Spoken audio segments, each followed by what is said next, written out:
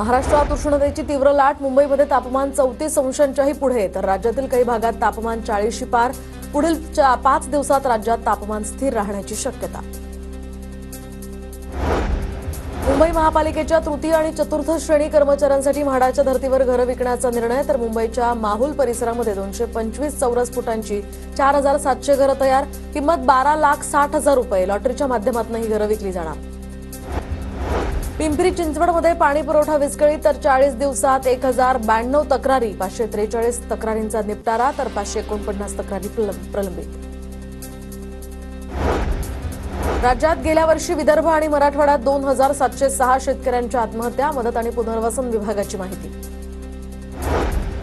साताऱ्यातील महाराणी ताराराणी यांच्या समाधीची दुरावस्था. तर सरकारनं दखल घेऊन आता समाधीचा जीर्णोद्धार करा, ग्रामस्थांची मागणी. तर महाराणी ताराराणींच्या समाधीबाबत सरकार सकारात्मक निर्णय घेईल.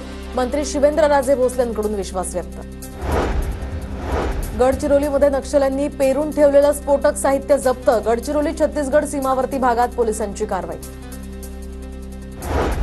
कोल्हापूरच्या शाहूवाडीत विजेच्या कडकडाटासह अचानक पावसाची हजेरी. तर उन्हाच्या कडाक्यानंतर अचानक आलेल्या मुसळधार पावसामुळे हवेत गारवा. परभणीच्या पूर्णामधील कोल्हापुरी बंधाऱ्यातनं लाखो लिटर पाणी वाया. तर एकीकडे पाण्याच्या कमतरतेमुळे शहराचा पाणीपुरवठा बंद होता, तर दुसरीकडे लिकेजमुळे कोल्हापुरी बंधाऱ्यातील पाण्याची नासडी. याकडे लक्ष देण्याची नागरिकांची मागणी.